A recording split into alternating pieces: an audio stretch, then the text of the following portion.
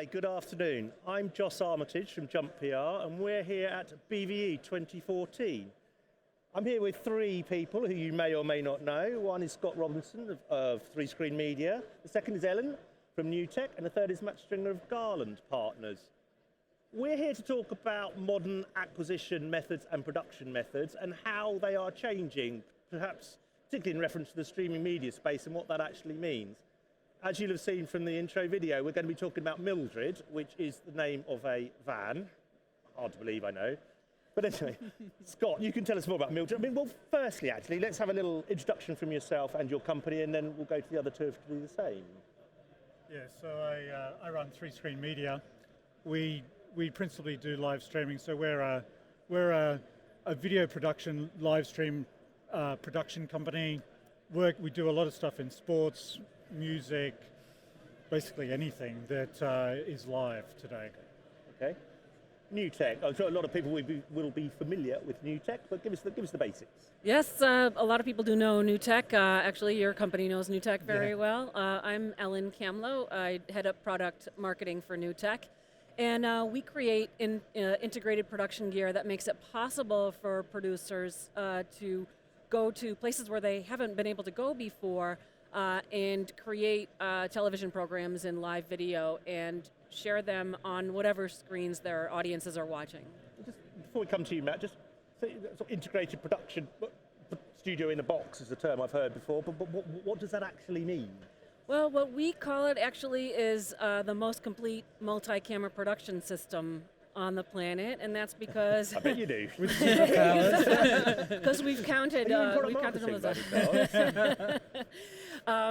it's even more than a studio in a box, because you're plugging in the cameras, you're plugging in your acquisition, and you're plugging in an internet connection on the other side, and everything in between can be handled by the some master control graphics, etc. in there? Or? That's right. You can do the vision mixing, the graphics, titling. You can do special effects, virtual sets.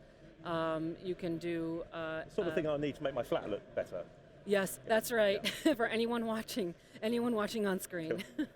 Matt, a little bit about you and Garland Partners. Yeah, so I'm Matt Stringer, and I'm from Garland Partners, and we're the UK's leading video solutions specialist, and we work with a number of industry-leading partners to listen to a customer's end requirements and basically use those partners as building blocks, if you like, to be able to deliver in somebody's end-to-end video distribution and delivery workflow. And across which market? Streaming market and the broadcast market? Yeah, both. Again, we do a lot in sports, we do a lot with the broadcast sector primarily. But equally, we see a lot of a market in corporate, education, healthcare. Yeah. So yeah, sort of spanning across all markets, really. And specifically in relation to Mildred, we're going to be looking primarily at live view, I'm presuming. So we're the UK exclusive distributor, if you like, partner for live view. Cool. Live view are the market leader in the cellular bonding space, and that's where we've been able to work with Scott and Mildred quite a lot. Coming back to you, Scott, this is I love this conversation about Mildred. Yeah, Mildred. People don't really know what Mildred is. Where's we're talking about some decrepit old woman who lives in North London. Well, that's why she's called Mildred, actually. She was originally Margarita, but she just wasn't. She just didn't seem right to be Margarita. She's a bit dowdy. Respectable. One too many gins. Yeah. Before we get to the specifics of Mildred and your thinking behind that, stepping back, and it's a point I sort of slightly stumbled over there. Streaming media, broadcast, the relationship between the two, is there really a differential anymore, apart from you're using IP for one and over the air predominantly for the other, or what's your thoughts on that? Well, they're certainly crashing together, merging, crashing together, whatever, they're coming together is probably the best way of describing it. But we find in our work that originally I always used to like to say that our business was about doing BBC quality production at Tesco prices, because originally when the live online market started to be exploited, TV production companies came in to do important events online, but the economics don't add up. So where we fit in the market is to do that TV quality production, but at an affordable internet price. And what we're increasingly finding is that our market is moving more from just being an online market to TV as well, where the money there's not as much money behind TV today, and the challenges that TV production generally is facing are the same as the challenges that we face in the kind of the online live market. So we're finding that we're increasingly relevant for TV production companies and TV stations who are getting us in to do things for them. Okay. I believe that happened with the 24-hour Stylist Challenge, to a certain extent. You're working with another production company on that, but providing an innovative and an inventive way of actually doing the coverage yourself. Yeah, so I suppose that's one example. I think that was always going to be an online proposition. Okay. But there are a bunch of other examples of what we're doing for the National Lottery, a number of other major TV networks where what we're doing and what we're learning in the online market is increasingly relevant. Sounds like I'm excluding you too, but I've got one follow-up question on that. How much is this being driven by or enabled by technology changes? New Tech and LiveView, Garland Partners in general, being a prime example potentially of the enabling capabilities, or is it simply cost that's driving this? Well, it's both. But what LiveView, New Tech, Blackmagic, a bunch of other companies enable folk like us to do is to drive out the cost of productions and to make productions look fabulous without costing the world. So yeah, they go hand in hand, and our approach is very much about leveraging best-in-class technology to really put a bit of special sauce in what we produce. Okay. We'll come back to the specifics of Mildred and the raison d'etre in a minute, but what's your feeling about the streaming and broadcast market and the coming together of that? I mean, are they ultimately just distribution methodologies and you don't care? And how does that affect the production side? Well, that's a really good point, because with the internet, now you do have the ability for people who don't have broadcast type of budgets to be able to distribute to their audiences without a middleman and without having that whole infrastructure, without having the, a whole, having to rent satellite time and all this kind of stuff. So you have almost a one-to-one or one-to-many connection from your producers now to their audiences directly. And the internet was a huge enabler of this, but also, with digital television, moving over from analog to digital, the technology just suddenly became, way more IT based, and so you could really start putting those parts together. What about you, Matt? You work across the full spectrum, no pun intended. But what's your feeling about the way this is changing? Distribution methodologies are changing or potentially changing. Well, I agree with both. The big, I guess the only other one that would probably be a big changing point would be the development of social media and the integration of both live video and on-demand video into that platform.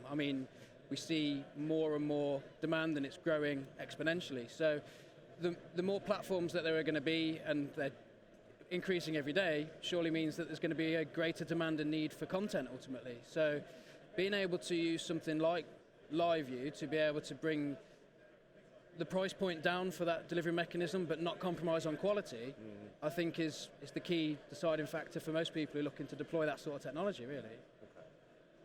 Coming back to you, Scott, then Mildred, who we've obviously heard a little bit about. When did you... What was the fundamental idea behind Mildred? What were you actually trying to achieve? Because you've got a list of technologies in there, two of which we'll come on to in a minute, that could be described as alternative a few years ago. They may be more mainstream now, but what was your thinking? What were you trying to do? You mentioned prior to this the word modular in your thinking. What do you... Yeah, so I suppose the key design criteria for Mildred was to create a modular OB van. We increasingly found, as our productions became larger and larger, it made sense for us to be able to do van-based production. We do flyaway productions around the world. We also do on-site productions throughout the UK, but it is very convenient in lots of cases to be able to have a production truck. What we didn't want to do though is we didn't want to put a whole bunch of kit in a production truck and then close the door and only be able to use it when we were in the truck. Yeah. So what Mildred is it's a modular truck. So the truck itself has very little investment. So if you're thinking of stealing her, there's nothing in it. And it's very old and decrepit, as we It's already very old and established. yeah. Not very fast. Let's make that very clear, viewers. She's old and unattractive. Nothing of value in her at all, even if the lock doesn't work. Within the van itself, it's basically some screens and keyboards and some cabling, and then the heart or the brains of the production so you can is in a pod, which we just every time we have a production, we roll the pod up, clamp it down, and connect up a few cables, and we have an OB truck. So that's I suppose one principal element of the thinking behind it. The other element is to actually take conventional outside broadcasting, and we do a lot of stuff where we're working with traditional outside broadcasters, and we're just doing the streaming component. Yeah, so they're doing the satellite bigger. And if it can be on satellite, we're doing a slightly different program on the internet, or additional programming on the internet, or whatever. But we're taking a feed from the broadcast truck. So we're working with really big and smaller broadcast trucks. And what Mildred does is she very much takes the functionality of a very expensive broadcast truck, and then just there's little twists to the way everything's done so as to drive out costs. And and what's probably as important as what is in Mildred is what isn't in Mildred, because we've had to make, for example, live football affordable for the internet. There are little things that we do differently to a traditional football broadcast. Would you be willing to give us an example of that, or is that trade secret? So to speak? No, not at all.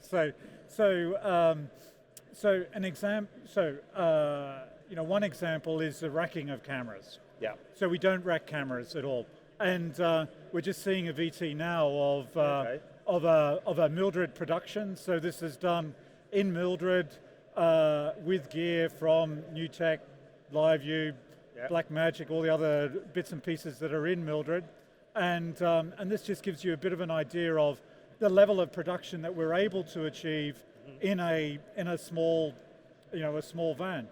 So we're doing before the start we're doing wireless lineups, we're doing animated graphics, all that kind of stuff that a viewer is expecting to see from a live football production. That's actually a GoPro camera, but with little twists to make it more affordable. The viewer at home probably, I would think, can't see a difference.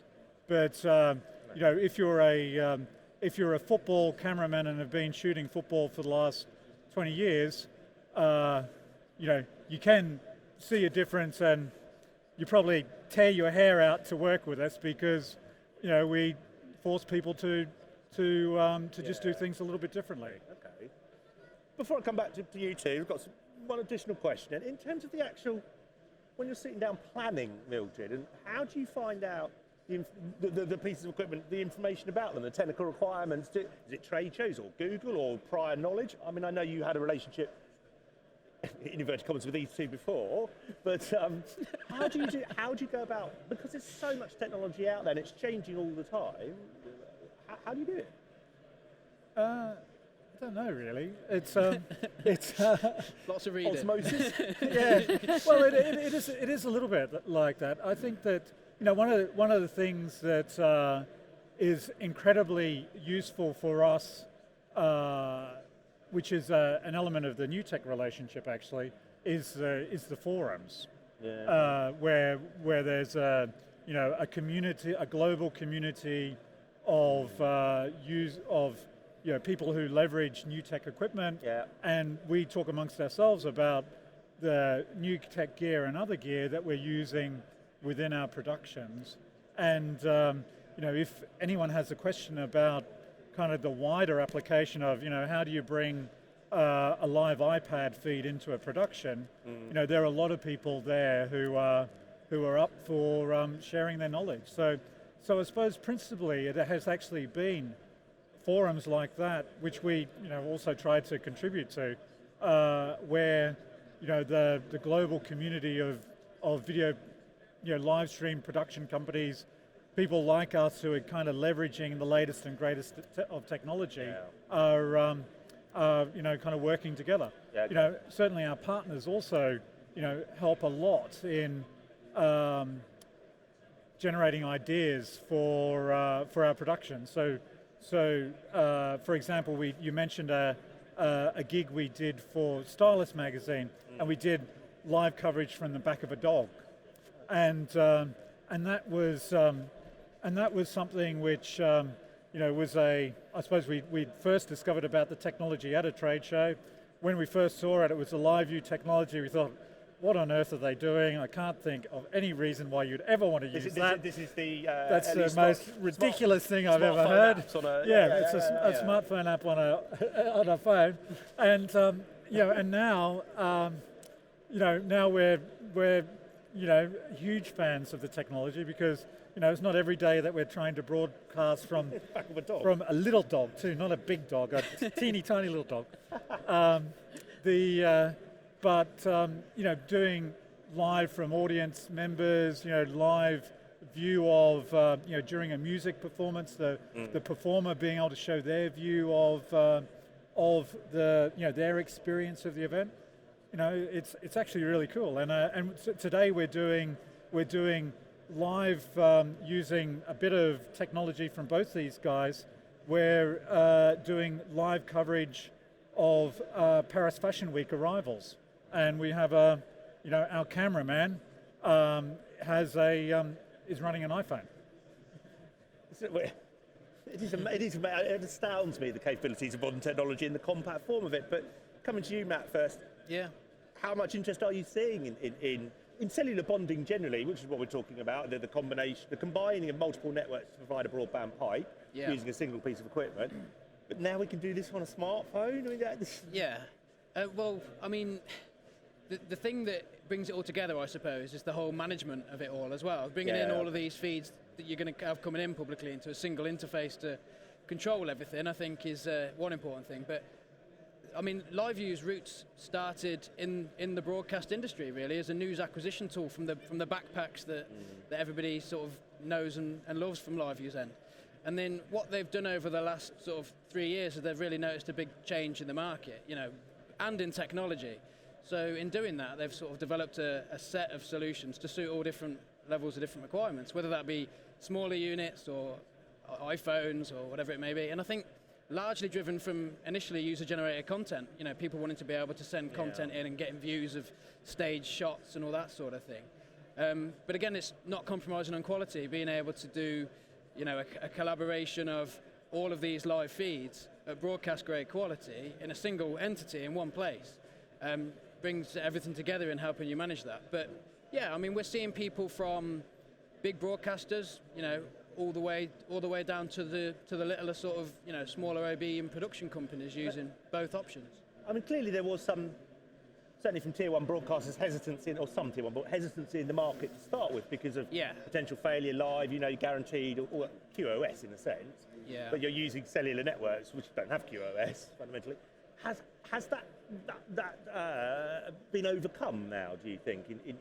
Is there a general acceptance of this technology as a viable form for content acquisition? Yeah, it's still a challenge that's faced all the time, cellular congestion, more by the operators themselves rather than by the technology providers.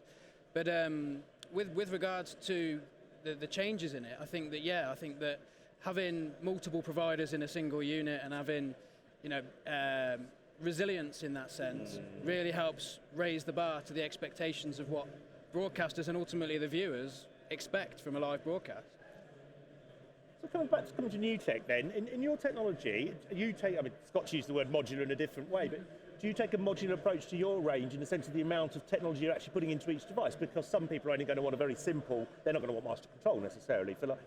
How do you work that within NewTek? What's the overall sort of product strategy in that regard? I think that's one of the beauties of the systems that we produce is that you know, when depending on what your project is that you're working on, you can use as much or as little of the system as you need to.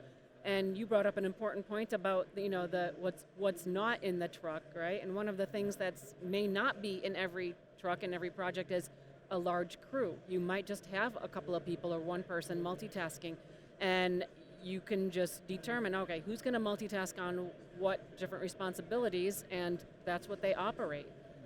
Is that a challenge for NewTek or for your customers in that you are allowing one or two people to use an awful lot of kit within a single unit, but do you train people to do that, or is that responsibility of the broadcaster? Because it might be someone who's used to handling broadcast graphics but doesn't know about cutting between cameras or whatever it happens to be. So how do you treat that? We do have a training program. In fact, we have a certification program, so Okay. people can become certified on our products.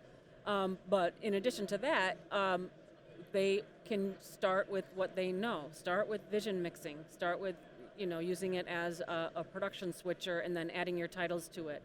Or start with, you know, mixing the cameras, and some people buy a system so that they can have virtual sets. And so they're, you know, instead of buying whole virtual set systems, which are maybe one channel each, well, they can use ours and have 4 channels of virtual set, 2 channels of virtual So your set. technology is used both in conjunction with the real world, in inverted commas, rather than virtual studio.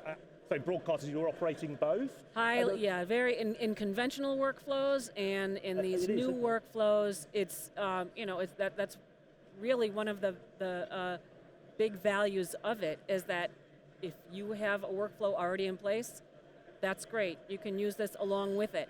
But when you need to go someplace else, like Scott's, you know, doesn't have to be in the truck. Take it out, go somewhere else, and just have this, you know, standalone workflow. So coming back to dear old Mildred, who may or may not still be alive, could you just talk us through a little bit of the actual technology you're using within Mildred, Scott, in a little bit more detail? What you're using from NewTek and what you use from LiveView and Blackmagic and others? Yeah. So it's, I suppose the heart of the production is a NewTek TriCaster, so an 860 TriCaster. We also have a Blackmagic 4K switcher in it as well. You've got 4K in 4K? Not to use 4K, but more as an auxiliary vision mixer. We have NewTek 3Play in it, so that we can do instant replays, halftime highlights, record and play out. You know, an EVS box basically. We've got video routing, so everything's SDI. Video routing for us is the video route is same as video routing. Sorry, video routing. Yes, very similar. I can't say routing. I said Route. Yeah, we'll agree on that. Yeah. Have a kilometre of fibre optic cabling. Yeah. So, which is, you know, so multi-skilling the production work. You know, everyone having multiple jobs is one way in which we take out costs. Another way we actually take out costs is just by using mil-spec fibre. It's quite expensive to start with, but a kilometre of cable takes up hardly any space. You don't need a tender, you don't need riggers, you don't need another truck. You know, I watch kind of traditional broadcast companies with their tender pulling up and all these huge big barrels of cable, and we have this, you know, tiny thin cable which we can then daisy chain around so that we can do multiple cameras on the one cable. So, you know, just something like that it's a small thing, but it makes a huge difference to how you do a production, because, you know, you can easily just throw a kilometre of cable is just 2 carry-on flight cases. Okay. Right, we've got to wrap this up, but I'm going to ask one cheeky last question and one sentence each from you on this. You mentioned 4K.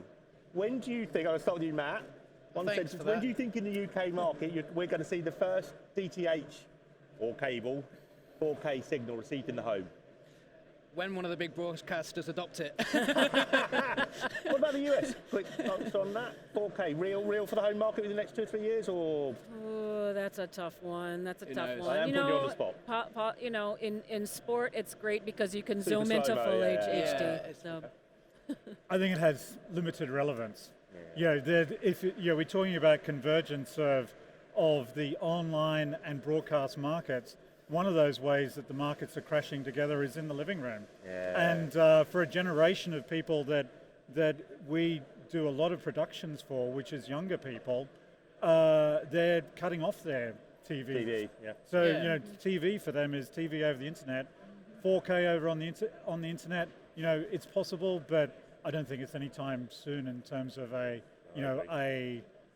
widely used within the live online market. Cool. Thank you very much, everybody. Thanks for your time, and have a good fun at BVE. Cheers. thanks.